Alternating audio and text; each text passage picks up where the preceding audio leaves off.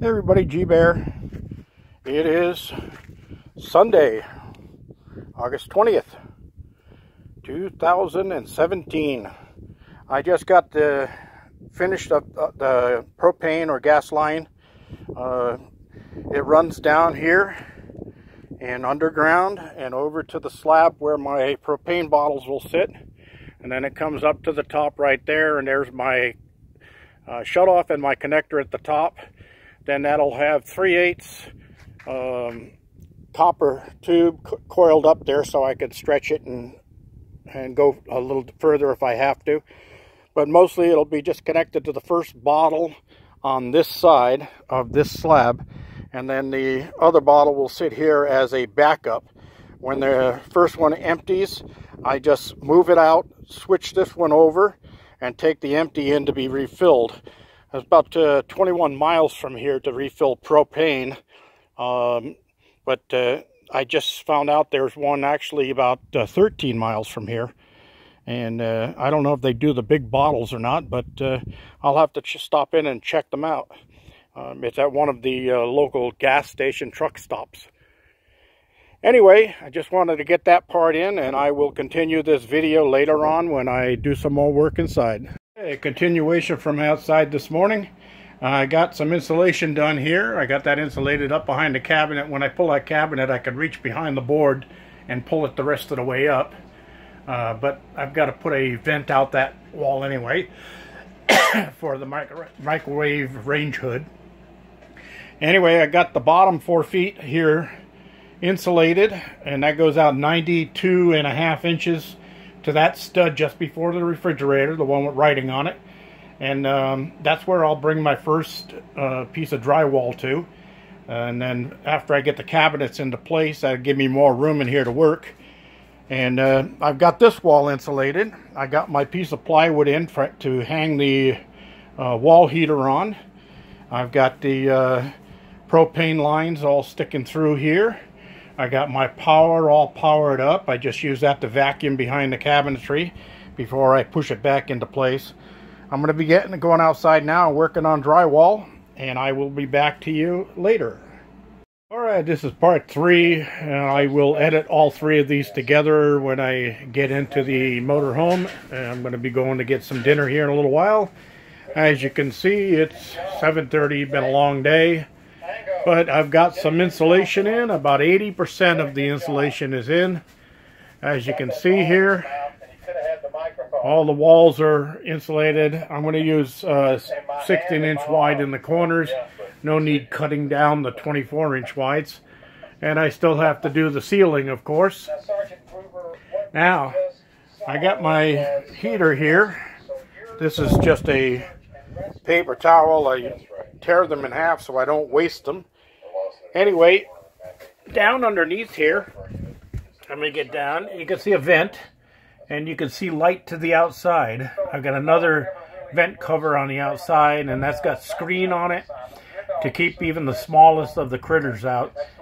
Anyway, the reason I have to have that is because this heater requires ventilation. Now, on this vent cover, sorry I had to get down here on my...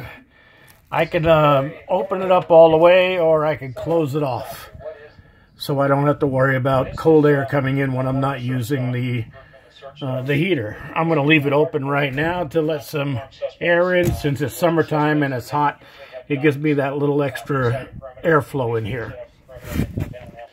All right, getting back up again. As I said, I was going to put an extra elbow on here. And I've got this pointed down kind of on an angle right now because I've got to come up to here with it. So when I get my flex, that's going to make that connection. I don't know how much flex I'm going to have, and I want to keep most of it out of the way if I can. So I will be able to tighten this elbow down and turn this up over here if I need to make that little extra S-bend. Also, you notice that I didn't hook up the water lines. That's because I still have to put drywall up here, and I'll be taking this off the wall. Then I will actually put these in. These are shark bites so that they just push into place and they lock in. I will put those on and then fold this thing up against the wall and fasten it back in place. And I don't have insulation up there because I have to vent this thing to the outside. That's the hot water heater, and that thing will be producing a lot of exhaust. I want that to go outside. Now on the wall heater, that also produces exhaust. That's why I've got to have an air inlet down there. And I don't have to have a lot of air inlet. I mean, you know, a crack beside a window or a door would be plenty for this to run. But I have that down there so I can adjust it up or down for whatever I need. I also will be putting one of those up here in the ceiling, right at this point where those two wires are, but in between these two ceiling joists. There'll be another vent up there, and that's to let out the exhaust. And that'll vent out to the attic, and then those holes in the metal studs, let me see if I can get up there, in the rafters, I've got those holes up there, and that goes to the outside, so that'll exhaust it out and ventilate it. And all of this is going to be insulated so it won't come back into the cabin. All right, next, let's see where we're at here. Oh, look at this. We have a kitchen cabinet back in place with drywall in place. We have our electrical installed. These two bottles of water right now are holding down this corner of the countertop because it's being glued down to the cabinets. And I guess leaning it up against the wall and all the heat for the past couple of weeks has caused it to warp a little bit. This corner wanted to lift up, so I put some weight on there to hold it down. All right. The sink is connected. And we'll come down here into the cabinet.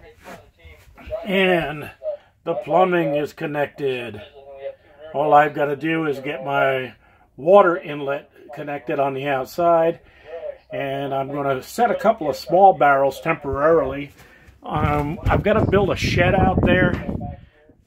As you can see, my coil there with the regulator on it, that's where the propane comes in. I'm going to be building a shed around those propane bottles, but that's only going to be about 5 feet tall. So on top of that, I want to put two blue barrels, 20 gallons each. That'll be 40 gallons temporarily until I get my big tank out here.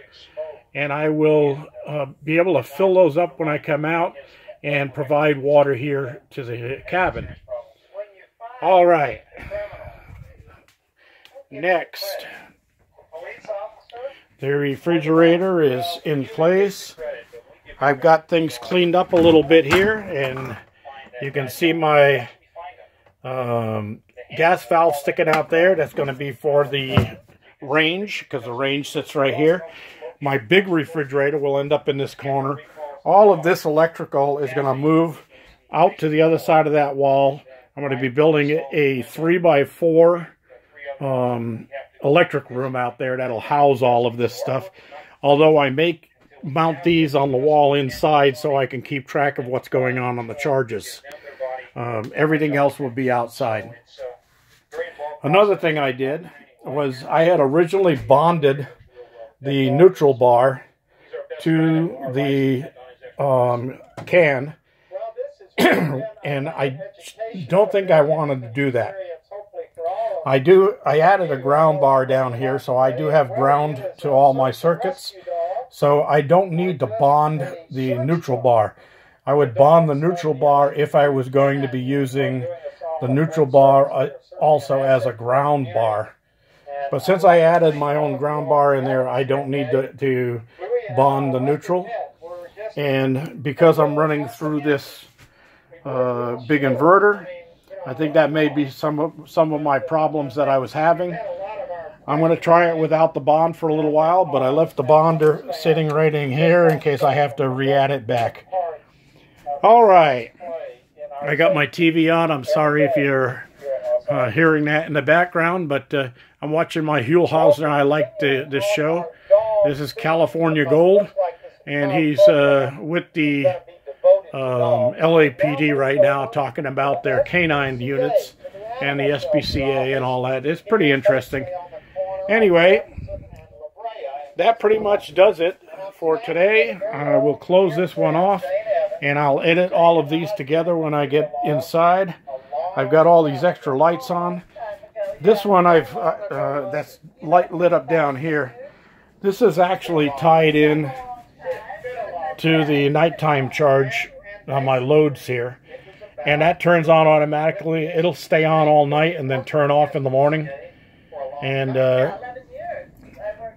I haven't been having any problem. I got 12.7 in the batteries now, TV running, lights running, and when I get up in the morning, it'll be 12.6, 12.5, and then the sun will come out and it'll jump right back up to 12.9 and 13, and then it runs up to about 13.7 through the day while I'm running the refrigerator.